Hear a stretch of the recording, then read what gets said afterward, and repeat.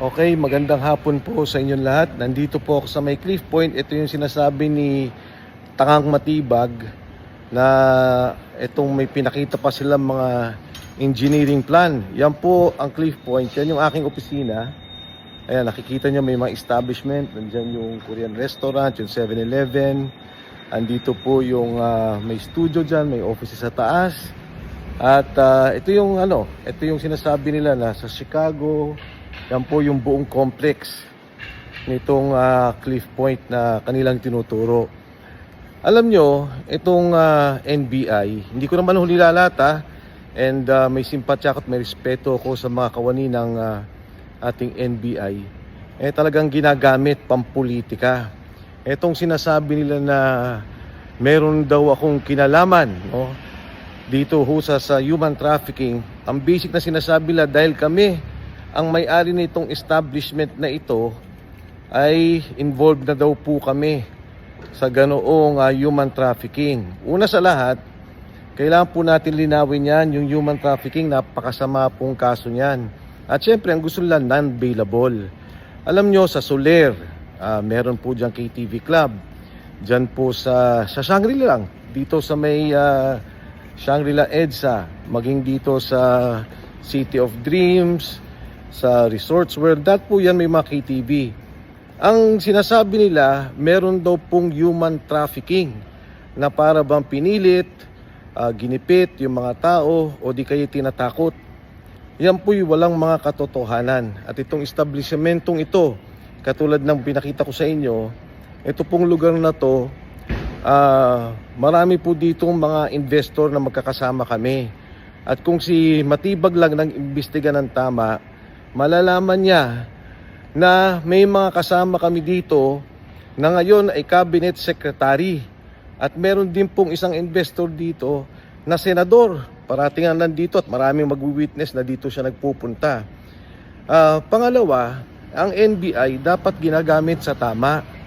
Yan pong mga korupsyon, yan ang dapat imbestigahan. Paano magkakaroon ng investigasyon na tama na hinihingi ng taong bayan kung ang asawa mismo ni Attorney Melvin Matibag, na akala mo kung sino, Bureau Director lamang, akala mo kung sino na siya magsalita maging sa mga senador, ito pong mga kalaban nila sa politika, hindi niya maimbestigan dahil mismong sila involved sa bilyong-bilyong korupsyon sa flood control dyan sa San Pedro, Laguna. Kaya yung kasong sinasabi nila, handa akong harapin yan at alam kong gawa-gawa nila yan, gagawin nilang lahat para makulong po kami. Ang lahat na nagsasalita tungkol sa flood control scandal at tungkol sa korupsyon. Yung mga sinasabi ng struktura, paano mangyayari yung struktura? Ito'y lahat inapprove ng Pasig City. Inapprove po ito ng building official ng Pasig sa ilalim ng ating mayor, buting mayor, Mayor Vico Soto. Kaya ito pong sinasabi lang mga kalokohan na kung ano nung iniba daw ang building permit plan o ang building plan, wala pong katotohanan. Sa ating pong mga kababayan, yung pong ginagawa nilang pagpapatahimik, may kaso rin kami ni Marcoleta tungkol dyan sa plunder, katulad din po yan, gawa-gawa din po yan at walang katotohanan, lalabanan po namin yan. Ang lahat ng kalaban nila sa korupsyon ang kanilang kinakasuhan.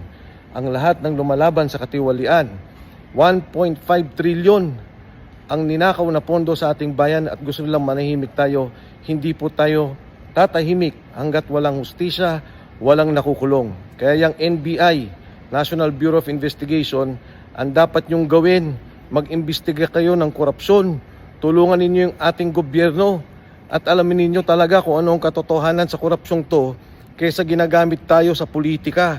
Huwag po kayong maniniwala kay Attorney Melvin Matibag dahil po yan ay bobo. Tanga po yan, hindi niya alam ang kanyang ginagawa. Para po sa ating bayan, sa mga kawani ng NBI, huwag po tayong paggamit. Napakaganda ng ating ahensya. Respetado po tayo. Huwag po tayong pagagamit dito sa mga kalokohan na ginagawa ng NBI na pampolitika lamang. Lahat ng mga kalaban nila ay kanilang kinukulong, pinapatahimik at kinakasuhan.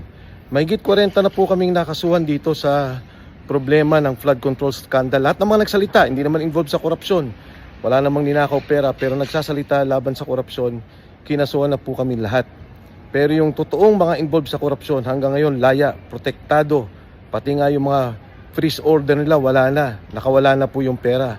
Yan ang ating problema sa ngayon at yan ang dapat nating tugunan. Sa inyo po lahat, magandang hapon ulit at maraming salamat.